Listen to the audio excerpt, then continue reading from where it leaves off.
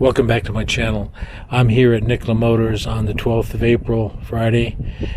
I like coming here on weekdays now because I want to see if there's any activity. Underneath those panels you see right there, there are about 50 to 60 cars. So the facility is at minimum staff as far as I can tell. I see no activity outside.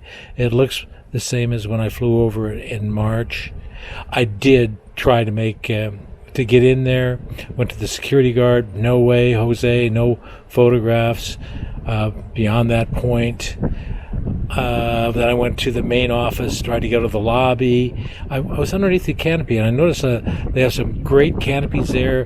They have some 80 amp level 2 chargers there, but they're Nikola. They might need a special RFID card. I'm not sure.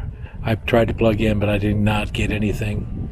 And I didn't want to use my charge card, because I didn't want to be charged for why I was parked there.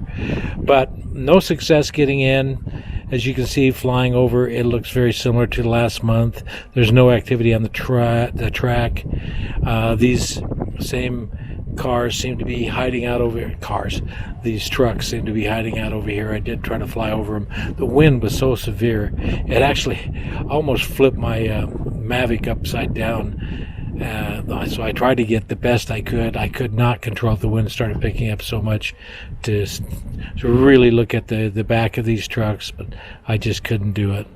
The stock closed at 70 cents a share, which market value is $996.6 million. Way undervalued as far as I'm concerned. I wish Nikola all the luck. I'm heading back to North Dakota at the end of the month, so this will be my last flyover until I come back in October.